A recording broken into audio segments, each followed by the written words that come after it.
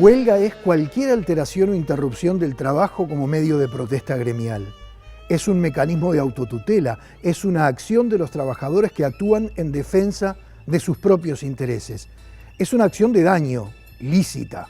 En definitiva, la huelga es una consecuencia necesaria de la libertad sindical. Pero no siempre fue así. Primero la huelga fue un delito, luego fue un ilícito civil, después fue un derecho individual y por último se le consideró un derecho humano fundamental. La Constitución de la República declara la huelga como un derecho gremial, pero más allá de la importancia que eso tiene, ¿cuál es el alcance del derecho de huelga? Por ejemplo, los trabajadores de Montevideo Gas habían resuelto en la Asamblea tomar el control de la planta a partir del 25 de abril. Ante el anuncio, el gobierno dijo que no permitiría la medida y la justicia hizo lugar a una acción de amparo presentada por la empresa estatal brasileña Petrobras, dueña de Montevideo Gas, impidiendo de antemano la acción del sindicato. Es que el decreto 165 de 2006 prohíbe que los ocupantes asuman el giro de la empresa. Pero ¿se puede por decreto poner este límite a un derecho humano fundamental?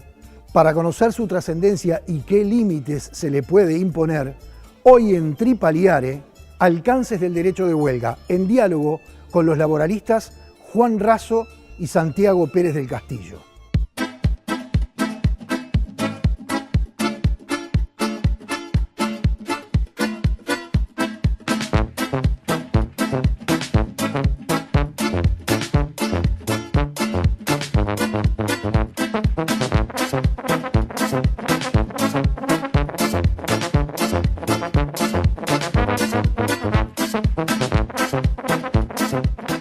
Profesor Raso, llamó la atención hace algunos días cuando los trabajadores de Montevideo Gas anunciaron que iban a tomar el control de la planta, porque enseguida el Poder Ejecutivo salió públicamente a decir no lo vamos a permitir. Y cuando uno escucha a un gobernante, como en este caso el ministro de Trabajo Ernesto Murro, hacer una afirmación de esa naturaleza y recuerda lo importante que para nuestra Constitución y nuestro sistema jurídico es el derecho de huelga como derecho humano fundamental, uno se pregunta, y ahí ya va dirigida hacia usted, ¿cuál es el alcance del derecho de huelga? Bueno, la primera cuestión es dónde está definida la huelga en nuestro derecho, dónde están definidos los alcances, los límites. Y entonces nosotros vamos a ver con sorpresa que nuestro país es uno de los pocos países en el mundo donde no hay una reglamentación del derecho de huelga. Hay un artículo de la Constitución, el 57, que dice que la huelga es un derecho gremial, que sobre esa base se legislará, pero nunca se ha legislado. La única norma que hay en materia de huelga es una ley de 1968 que indica que tienen que haber negociaciones, tienen que haber un preaviso en el caso de la huelga. Pero no hay nada más. Entonces, hay lo que se llama la opinión de la doctrina, la opinión de los que estudian estos tipos de temas. Y ahí nosotros encontramos un foco de debate importante. La ocupación es una extensión del derecho de huelga, no es una extensión del derecho de huelga. Sobre esas cosas se debate. En el 2006 se aprueba un decreto sobre la ocupación. ¿Qué sucedía antes del decreto? Antes del decreto, cuando había una ocupación, porque efectivamente la ocupación era una medida de conflicto en la cultura del sindicalismo uruguayo. Entonces, cuando había una ocupación, el empresario, la posibilidad que tenía era ir a la policía para pedir el desalojo de los ocupantes. Pero la policía no es que llegaba el empresario y corría a desocupar. La policía trataba de mediar, de negociar. Muchas veces pasaban 10, 15 días entre el pedido del empresario y la desocupación. Y ahí se había construido una especie de forma usual de ocupación y de desalojo. En el 2006 se aprueba un decreto del Poder Ejecutivo porque efectivamente desde un punto de vista formal parecía muy fuerte que un tema tan importante como la ocupación, la huelga, estuviera en manos de la policía. Entonces, ese decreto establece unas reglas de la ocupación, ¿no? Da por sentado que la ocupación es una extensión del derecho de huelga y indica que, por ejemplo, los trabajadores al ocupar tienen que tomar posesión de los bienes, responsabilidad de los bienes. Si hay alguna máquina que tiene que seguir andando porque si no se rompe, los ocupantes tienen que ocuparse de ese tema, pero no pueden gestionar la empresa. Es decir, no pueden hacer una autogestión de la empresa que ocupa. Yo tengo la sensación, o por lo menos desde mi punto de vista, es decir, la autogestión como una extensión del derecho de huelga no es admisible en nuestro país. Más allá que Murro de por sí tiene buenos conocimientos sobre el derecho sindical y el derecho del trabajo, tiene también muy buenos asesores. Entonces, la autogestión rompe la idea del conflicto laboral, porque significa de alguna manera un acto, pongámoslo entre comillas, un acto revolucionario. Es decir, yo saco al dueño del capital de la gestión de la fábrica y yo, colectivo de trabajadores, asumo la gestión de la fábrica. Y asumir la gestión de la fábrica no es solo hacer andar las máquinas, significa tomar contacto con los proveedores, con los clientes, con una serie de cuestiones. Entonces, en mi opinión, eso, por más que la huelga sea un derecho constitucional, eso sale de la línea de lo que es admisible. Y es un mensaje que asusta en el mundo de las relaciones laborales, especialmente en países como el Uruguay, que dependen mucho también de la inversión del exterior, de las empresas. Es decir, la idea que en Uruguay un sindicato puede, entre comillas, adueñarse de la gestión de la empresa, es una cuestión que choca mucho. Ahora, vamos a dividir esto que usted acaba de decir en dos aspectos. Uno es el normativo. Decreto, usted lo acaba de nombrar, decreto 165 del año 2000, que además de establecer una serie de pasos para dejar más o menos ordenada la ocupación de un lugar de trabajo, prohíbe la gestión de la empresa.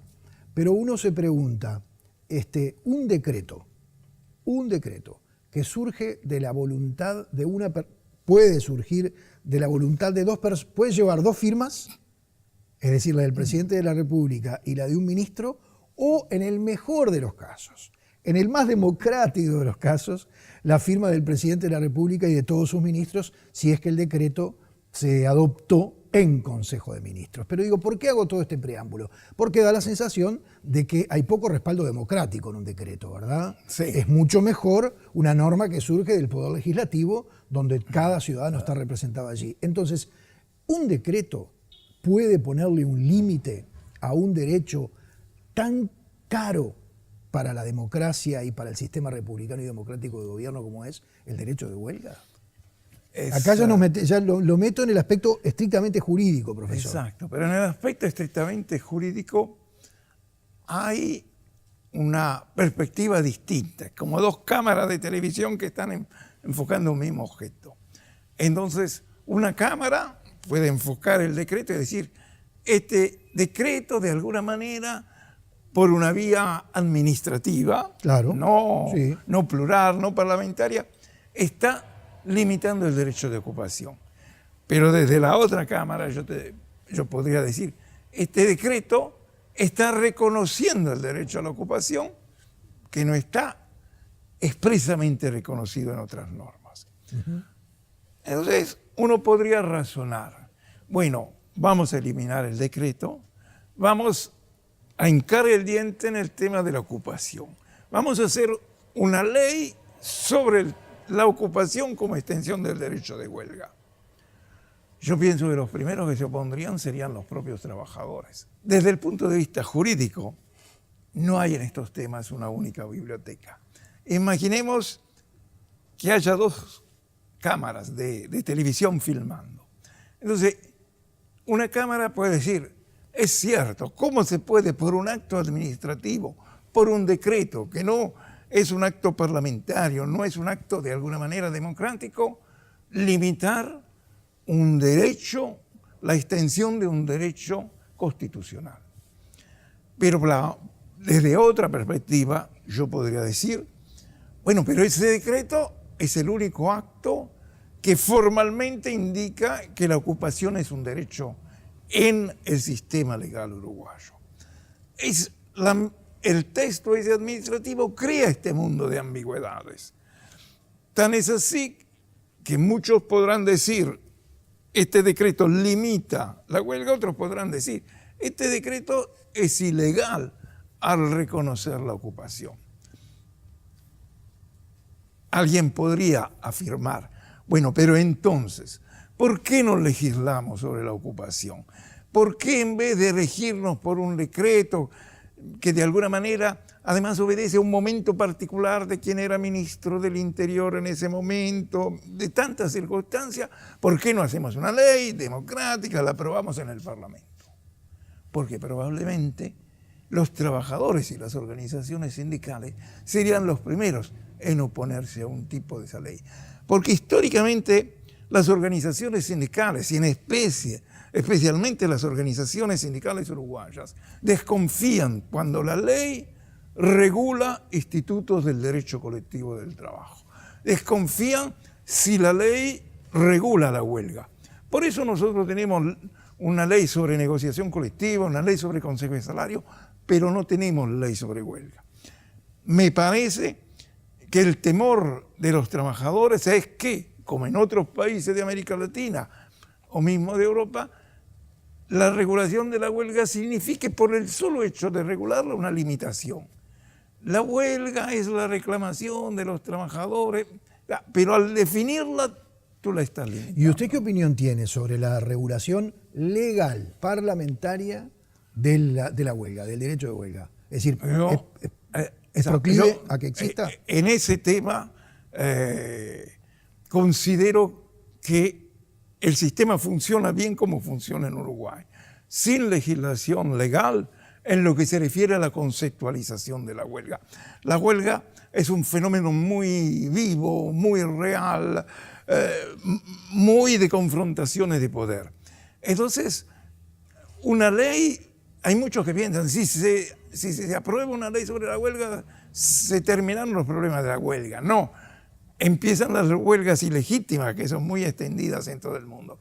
Sí pienso que debería haber algún tipo de regulación sobre la huelga, sobre el conflicto en los servicios esenciales. Entonces yo separaría la huelga por un lado y la huelga en los servicios esenciales, porque ¿cuál es la diferencia entre una situación y otra? Que la huelga es normal, es un problema entre el trabajador y el empresario en una relación de poderes, de intereses que se articula entre sí. Pero en la huelga en los servicios esenciales hay un convidado de piedra. ¿Y quién es el convidado de piedra? Nosotros. Porque la huelga en los servicios esenciales apunta a castigar al usuario para conseguir un derecho o el reconocimiento de un beneficio frente al empleador. Entonces, yo creo que esos son puntos que hay que tener bien separados, ¿no? Y también hay algo importante en esto. Yo considero que en general, estas son siempre generalizaciones, el sistema de relaciones laborales funciona en Uruguay. El sistema de conflictividad laboral funciona en Uruguay. Pero no lo vemos. ¿Nosotros qué vemos?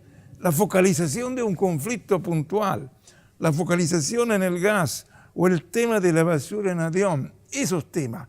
Pero no vemos el sistema en general, donde de alguna manera hay una natural expresión casi fisiológica de la huelga en el conflicto laboral que siempre existirá entre empleadores y trabajadores. Ahora, me voy a poner un poco en abogado del diablo, porque usted dice que en materia de huelga, usted particularmente es proclive a que las cosas en el Uruguay están funcionando bien, Por lo tanto, no hay una ley que la regule. Usted decía que hay mucha gente que le viene como un escozor si ve que el Parlamento está por aprobar una ley que regule el derecho de huelga. Pero ¿qué pasa si uno le dice a esa gente que no es proclive que haya una ley que regule la huelga? Uno le dice, ¿vos preferís que la regule un juez? Porque muchas veces, cuando la huelga llega a un extremo como el de la ocupación, bueno, se dio en este caso sobre el cual iniciábamos este diálogo. Los trabajadores de Montevideo Gas anunciaron que iban a tomar el control obrero de la planta y la patronal, la empresa brasileña estatal Petrobras, presentó una acción de amparo en forma preventiva y logró que la justicia impidiera esa acción sindical. Entonces, vuelvo a lo mismo. Uno le preguntaría a aquellos que no están de acuerdo con que se regule por ley la huelga, ¿y preferís que la regule un juez, que es una sola persona? Yo estoy convencido, pero es una opinión mía, que la posibilidad de que el juez regule esta situación, primero de todo, tenemos nosotros una justicia que respetamos. Eso no es un tema menor. En plena campaña electoral, en pleno debate, no hay políticos que, como sucede en otros países cercanos, que digan la Corte está politizada. Entonces hay un respeto por la justicia. Y la justicia tiene la ventaja de la solución, de alguna manera, plástica, no de la solución de la ley que es rígida y va a permanecer por largo tiempo. Yo doy una opinión como técnico. Sí, prefiero un juez y un sistema desregulado que una ley. Pero lo interesante sería preguntarle a las organizaciones, a los líderes de la organización sindical en Uruguay, al PIT-CNT, bueno, ¿qué opinan de la regulación legal de la huelga? ¿Les gustaría, no les gustaría? ¿Ustedes consideran que el control obrero es una medida legítima o no? Esos son temas importantes. Curiosamente, en Italia, que tiene un sistema de relaciones laborales muy similar al Uruguay, por eso yo lo comparo, se aprobó una ley sobre servicios esenciales impulsada por las propias organizaciones sindicales que tenían miedo que organizaciones externas utilizaran metodologías de conflicto que podían crear un problema a nivel general. El control obrero, puede haber otras opiniones, pero yo creo que el control obrero está indicando un mensaje que para mí no es cierto. Pueden desmentirme. El mensaje es, en Uruguay es legítimo el control obrero. Yo no creo que sea legítimo, pero sería interesante sentir la opinión de los líderes sindicales sobre este punto. Sería realmente, porque, y con esto vamos redondeando, profesor, vuelvo a lo mismo, ¿no? Parece que estoy como insistente hoy, pero no es legítimo porque así lo determina un decreto. Porque, y capaz que es una pregunta para esta última parte de la nota, en la que seguramente le deje poco tiempo para la respuesta, pero independientemente de que un decreto dice que no es legítimo, ¿cuál es el sustento conceptual de esa ilegitimidad? Digo, ¿qué pasa si los trabajadores toman el control obrero de la planta, la gestionan, producen, venden, la administran, etcétera, etcétera, y después todo lo que de eso surja va al dueño, porque no podemos desconocer el derecho de propiedad. En este caso es el Estado brasileño, que no hay que quitarle mérito por eso, ¿verdad? Pero digo, todo va al dueño. A ver. La pregunta es clara y espero ser claro eso con la contestación muy concreta. La Constitución marca una serie de derechos constitucionales. Está el derecho de huelga, está el derecho al trabajo, está el derecho a organizar un emprendimiento, está el derecho de la circulación. La Constitución no dice un derecho es más importante que el otro. Entonces yo lo que creo frente a esta pregunta precisa que ahí hay un conflicto de derechos constitucionales. El derecho del huelguista, el derecho del dueño de la empresa, porque podemos compartir o no, pero vivimos en un sistema económico capitalista, y el derecho también de los trabajadores que quieran trabajar de poder entrar. En mi visión sobre la huelga, para resumirlo en 30 segundos, ¿la huelga es un derecho? Sí, es un derecho. Yo tengo el derecho a circular por las Ramblas, tengo el derecho a circular por las Ramblas. Voy con mi auto por la Rambla a 40, 50, 60 kilómetros, no hay problema. Ahora, si voy a 100 kilómetros, puede ser que me multen. No, esa es mi visión. Gracias, profesor Razo, por haber estado con nosotros.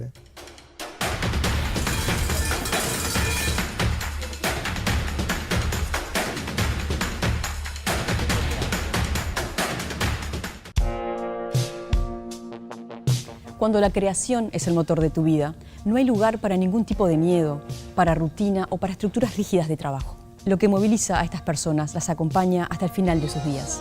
Estas personas aman lo que hacen.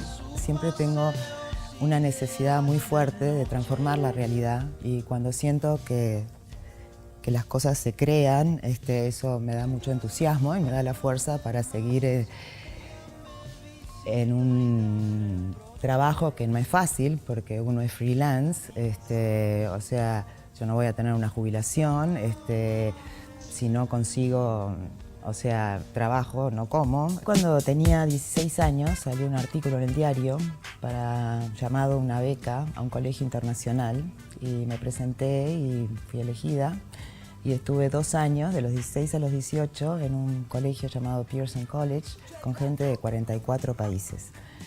Y ahí fue donde el mundo se achicó para mí. Me quedé en Berlín, aprendí alemán, trabajé de guía turística, estudié literatura y al final entré a estudiar en la Academia de Cine de Berlín, que también era un lugar muy exclusivo, se presentaban muchas personas, como 500 personas, y entraban solo 18 estudiantes por año.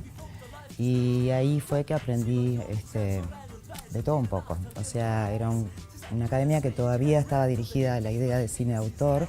Entonces trabajé como sonidista, trabajé como directora de fotografía. Regresé al Uruguay con la idea de poder devolverle o darle a mi país los conocimientos que había obtenido y estuve trabajando en la ORT y en la Escuela de Cinemateca de docente. Pero después, eso es lo que me pasa a mí, yo no puedo hacer una cosa por más que sea reconocida, yo sentía que a mí me faltaba para ser docente, que yo tenía que experimentar más, trabajar más, crear más, quería hacer películas. Y en ese momento, eso fue por el año 2000, en Uruguay me resultó muy difícil. Y bueno, estuve en Chile 1 año, estuve trabajando ahí de sonidista y reescribiendo algunas cosas de guión y decidí volverme a Alemania.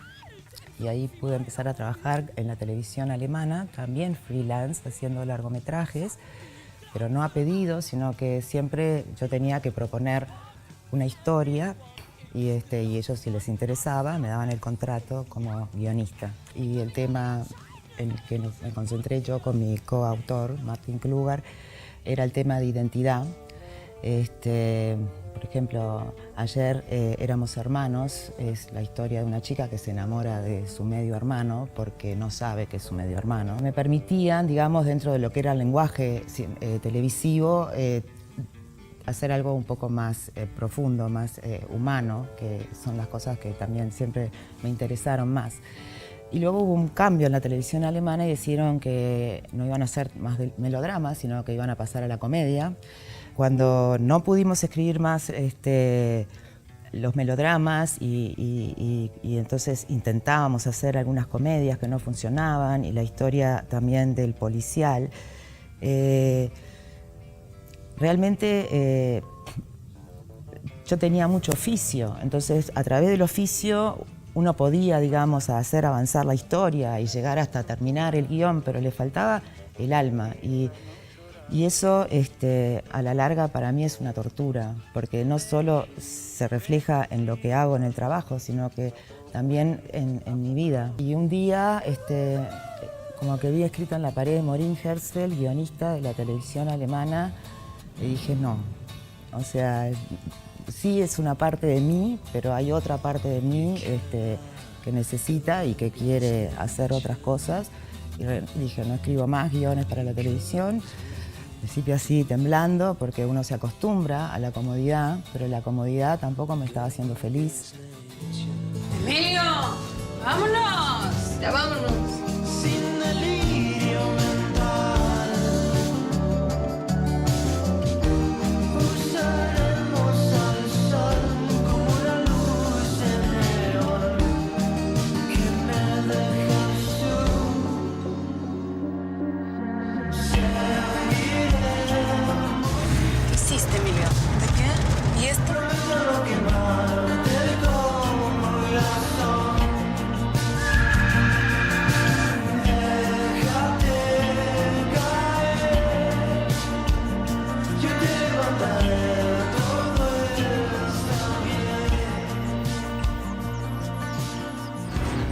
En un momento entré como en una crisis, o sea, de dónde soy, ¿no? De haber vivido en tantos lados, o sea, dónde están mis raíces. Y decidí hacer un viaje por América del Sur. Hice un llamado a todos los amigos que me quería acompañar.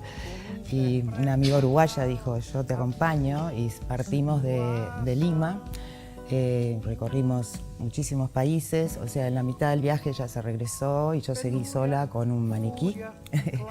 Y era una camioneta donde nosotras dormíamos en la camioneta, entonces al muñeco lo poníamos al volante, con el sombrero así, durante las noches, como para que pensaran que hay un hombre, digamos, cuidando la camioneta.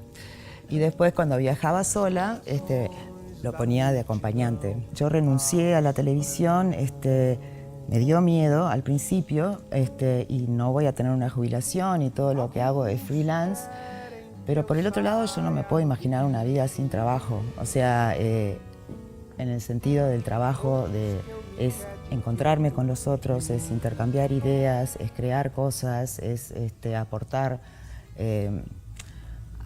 a mi entorno. Siempre fue mi forma de ser y de vivir. Entonces, no me veo jubilada, ni me veo, sino que lo que sé es que la decisión que hice fue correcta, porque volví a tener entusiasmo, ideas y ganas, y mientras tenga eso, yo sé que voy a sobrevivir.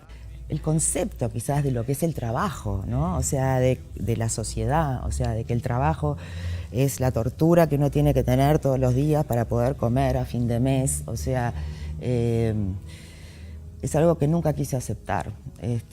Y dije, no, yo quiero ser siempre la excepción.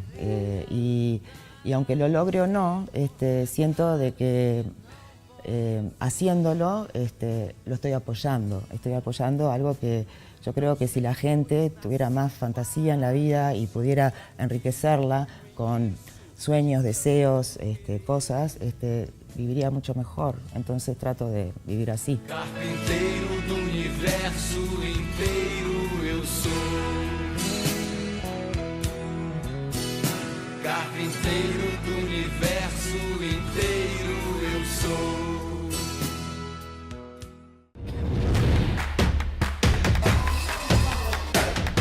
Santiago, uno a veces es medio prejuicioso y comete el error, por esos prejuicios que uno tiene, de imaginarse que determinadas personas sobre un tema puntual piensan de una manera por la trayectoria de esas personas. Por eso quisimos invitarlo a este programa, a usted y al profesor Juan Raso, 2 grado 5 de Derecho del Trabajo y la Seguridad Social, para que nos hablen del derecho de huelga. Quiero ser muy sincero quiero ser al hacerle el planteo. ¿Por qué hablo del prejuicio? Porque nos sorprendimos cuando hablamos con el profesor Juan Raso de que él no está de acuerdo con el control sindical de los lugares de trabajo. Es un extremo que él no acepta, cuando en realidad creíamos que era un hombre que tenía una mirada más amplia sobre el derecho de huelga. Pero independientemente de eso, esto es un acto de sinceramiento simplemente, le quiero preguntar a usted si entiende que la toma del control obrero de un lugar de trabajo, no la ocupación, sino un poco más allá, la toma del control obrero es parte del derecho de huelga. En definitiva, ¿qué alcance tiene para Santiago Pérez del Castillo el derecho de huelga? Bueno, Santiago Pérez del Castillo no es grado 5, sino grado 4, bueno, retirado. Y el alcance del derecho de huelga está dado por el origen del derecho de huelga. El derecho de huelga nace cuando los trabajadores en forma colectiva resuelven incumplir la obligación fundamental, que es ir a trabajar. Ahora, de ahí a hacer otras medidas de conflicto, en principio se fue haciendo más popular o más habitual el recurso a otras medidas de conflicto que no eran irse del trabajo totalmente, y se empezó a usar, por ejemplo, trabajar pero en bajo rendimiento o hacer paros parciales, hasta que en determinado momento se llegó, en algunos países, muy pocos, a ocupar la fábrica. La OIT está en contra de que una ocupación, es decir, una medida de no trabajar, impida a los que quieran trabajar seguir trabajando, o impida al jefe, al empleador, ir a sus oficinas. Entonces la OIT es habitualmente crítico respecto de las consecuencias que una ocupación lógicamente tiene, porque si están los trabajadores huelguistas ocupando, digamos, impiden que sea de forma pacífica. Generalmente hay mucha violencia implícita, no física, pero impiden también que el empleador pueda ir a sus oficinas a seguir disponiendo. Acá en todo esto, yo pienso que el énfasis que tenemos que poner los uruguayos todos y en el mundo moderno es que la huelga es un daño que a veces puede llegar a ser muy grande, sea con ocupación, sea con control obrero, sea paros perlados. Puede ser muy grande para el empleo, que es lo importante. El hombre de hoy tiene que estar preocupado más del empleo, y de conservarlo y de generar nuevos puestos de trabajo, y que de adoptar medidas de conflicto que simplemente por el mero hecho de que estén subyacentes o atrás como telón de fondo, ya es disuasivo, ¿no es cierto? Es decir, la generalización de medidas de conflicto de entrada es negativo porque hace perder la eficacia de la medida. Uh-huh. Entonces yo, empleador, tanto sea del sector privado como público, pero sobre todo del sector privado, tengo siempre que tener alejado al sindicato de la toma de decisiones de esa índole. Y yo, sindicato, debo ser muy tacaño en el uso de ese tipo de medidas, que tiene que ser una medida de última razón. La huelga en cualquier tipo de huelga, y como forma de obtener sus reivindicaciones, pueden recurrirse a otros medios que a veces son tan o más eficaces desde el punto de vista del marketing público, porque es habitual decir que es muy impopular una medida de paro de ómnibus y dejando en la calle a la gente. Es muy habitual escuchar que porque se pelearon dos niñas de 15 años en un liceo, el sindicato lo que hace es al día siguiente paro de actividades en el liceo. Y entonces se embroman los padres de las niñas, se embroman la colectividad académica de la escuela, del liceo, se embroman los padres que tienen organizado todo para que desde el momento que el niño o la niña estén en la escuela, ellos puedan trabajar. Si es un desfasaje en cadena que repercute sobre los usuarios, que eso pasa en servicios públicos o en servicios de esta índole, educación o transporte. Pero para mí la huelga tiene que existir, por supuesto, porque tiene que haber una posibilidad de tomar una medida de esa índole, pero tiene que ser armonizada con un valor, el valor, posibilidad de adoptar una medida de conflicto, tiene que ser armonizado con el valor preservación de la empresa. Es decir, hoy nos cuesta mucho generar puestos de trabajo. En Uruguay mismo tenemos inversiones extranjeras que se procesan y se van adelante porque la gente de recursos humanos de esas inversiones, estoy pensando por ejemplo en Finlandia, saben cómo tratar al movimiento obrero uruguayo.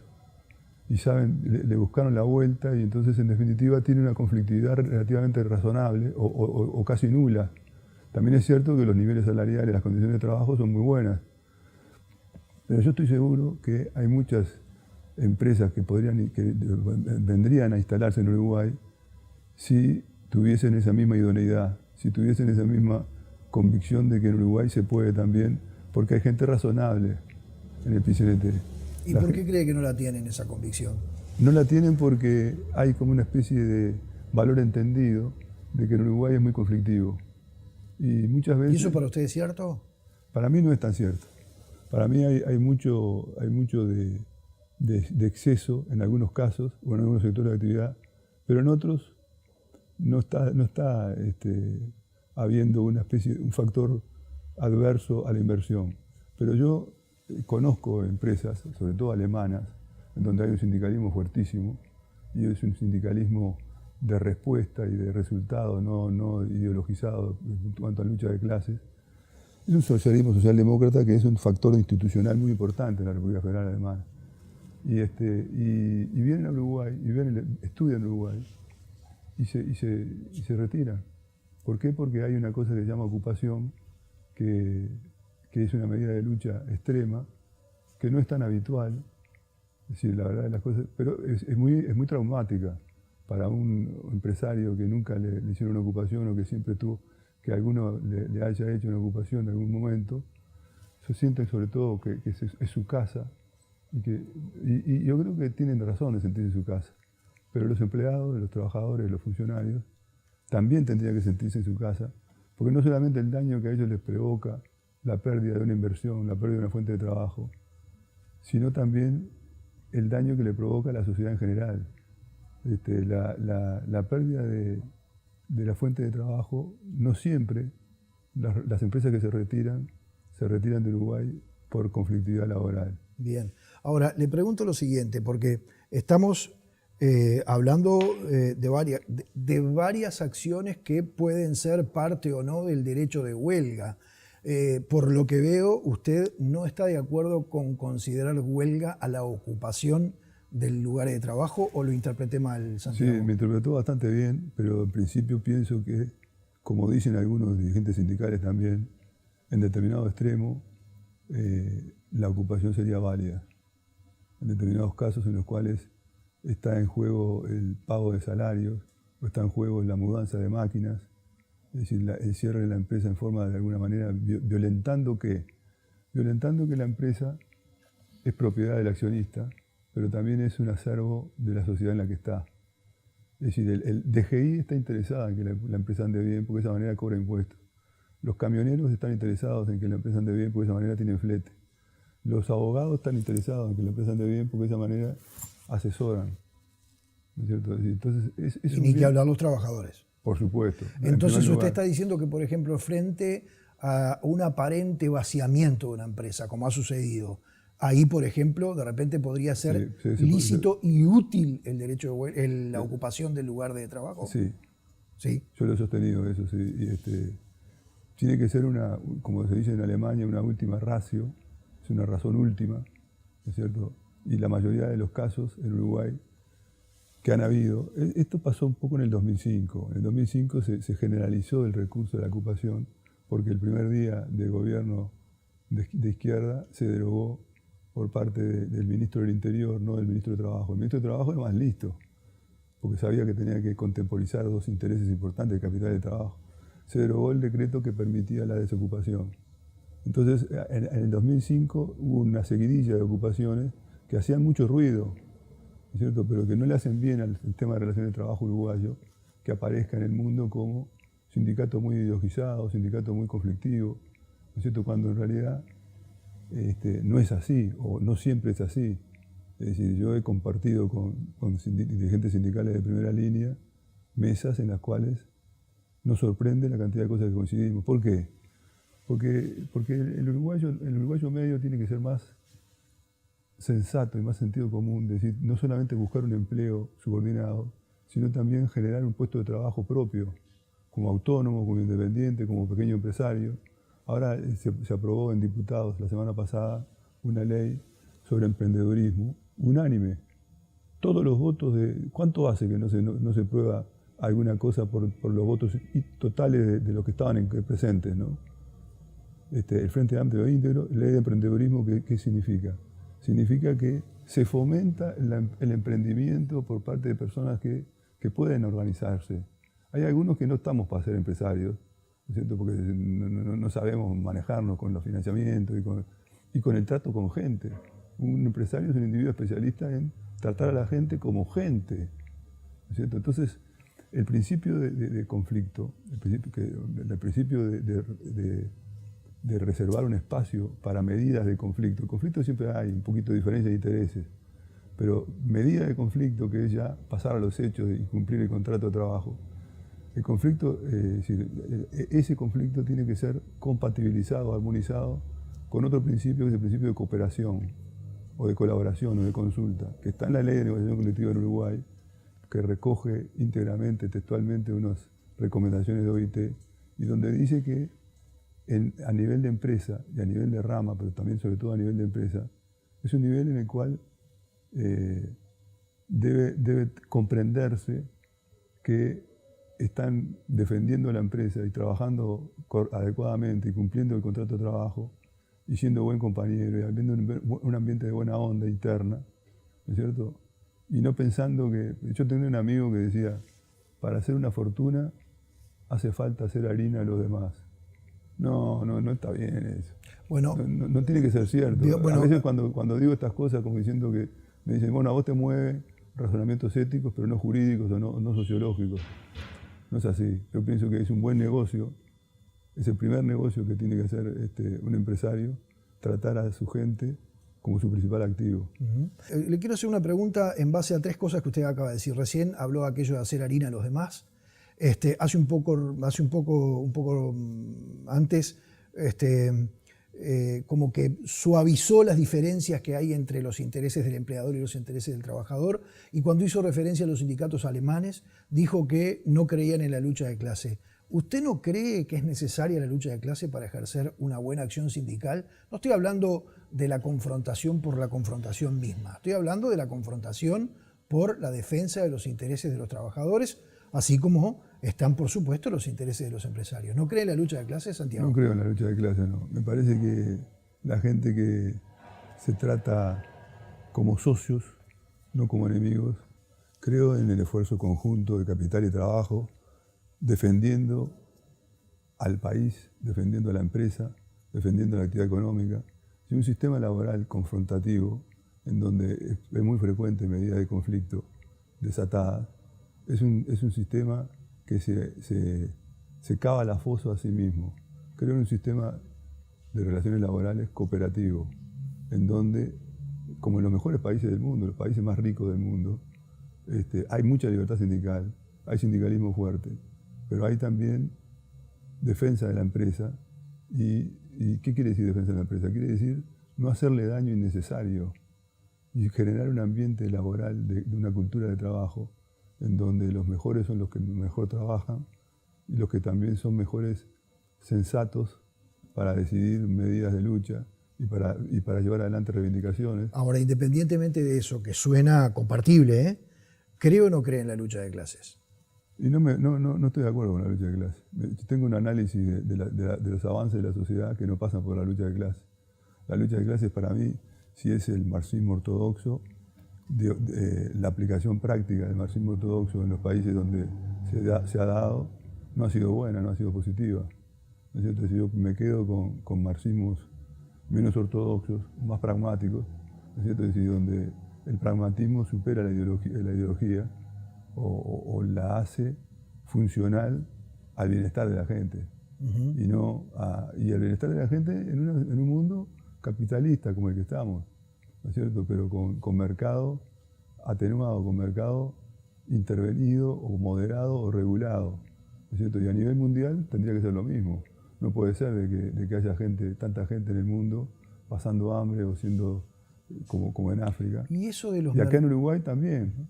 Acá en Uruguay, de alguna manera, uno ve mucha gente en la calle durmiendo. ¿Y qué pasa? ¿Qué pasó con el mundo del trabajo? ¿Qué pasó con los adelantos que teníamos nosotros sociales?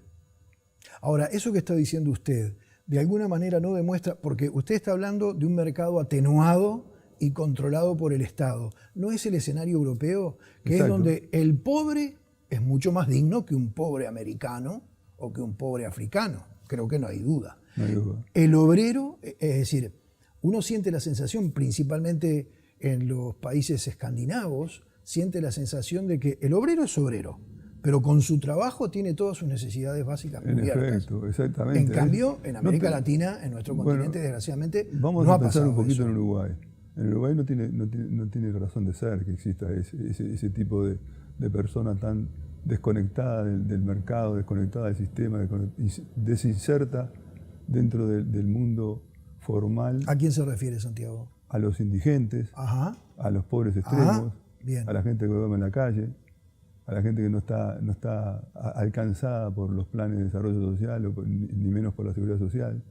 Es decir, no tiene sentido que un país rico como es este, potencialmente y efectivamente rico, tenga gente tan desubicada socialmente como esa. Pero y entonces, en un escenario como el nuestro, Sí. ¿no se justifica un pensamiento de lucha de clases? No, no, Porque no, algo no. pasó. ¿Por qué pasó lo que usted está describiendo tan claramente?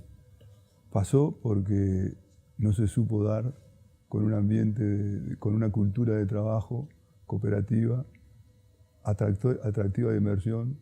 Mire, de alguna manera, cuando uno piensa que alguien que tiene capital, en vez de ponerlo a producir bienes y servicios y generar puestos de trabajo y riqueza en la exportación, porque en Uruguay rápidamente hay que ser exportador.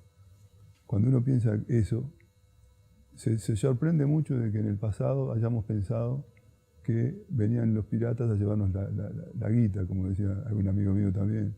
¿Quién se lleva la guita?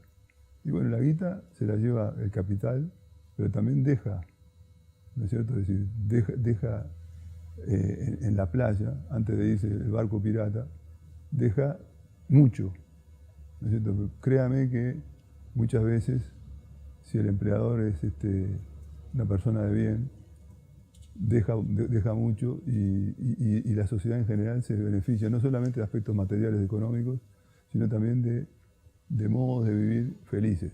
Ahora, es interesante porque usted le está dando una impronta en el plano ético y moral a las relaciones laborales, cosa que es encomiable, se lo quiero decir, con total sinceridad y sin ánimo de obsecuencia, porque realmente, si no se comprende, si tenemos, lo hablábamos hace algunos programas atrás con la vicepresidenta Topolansky, si tenemos una cajera, siempre pongo el mismo ejemplo porque creo que es el que más cerca está de todos nosotros como consumidores, una cajera de supermercado que ve pasar por sus manos, le cobra a los clientes fortunas en cada uno de sus turnos y ella gana 15.000 pesos por mes.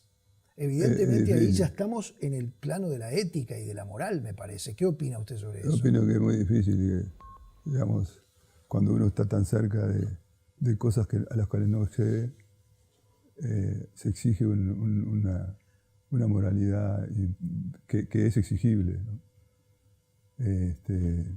Me parece que... Yo le voy a contar una anécdota. Pero por eso digo, ¿y en ese caso no se justifican acciones más radicales en el marco del derecho de huelga, profesor?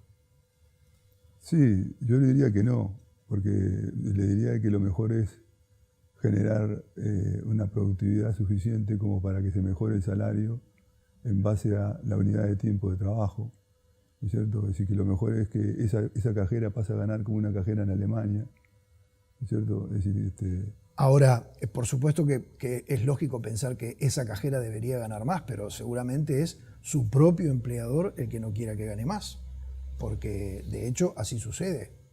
Sí, yo creo que su empleador probablemente, si estuviera sujeto a otras reglas de mercado, le pagaba más, ¿no es cierto? A mí me da la impresión de que muchas veces tiene que ver la capacidad de negociación y la capacidad de demostrar. Este caso de la cajera no es el caso que más me gusta, ¿no es cierto? Porque me parece que tiene razón, porque en el fondo esa cajera está de alguna manera trabajando por muy poco. Por eso, en esos extremos, ¿no se justificarían acciones sindicales extremas enmarcadas en el derecho de huelga, Santiago? No, yo le digo lo siguiente, es decir, no me parece que se justificarían medidas de ese tipo. Se justificarían cuando, mire, yo le voy a contar ya que hablamos de cajera. Un acto de 1 de mayo, en el año entre el 85 y el 90, entonces una muchacha lee la proclama del acto del 1 de mayo. Al día siguiente el jefe de personal la despide.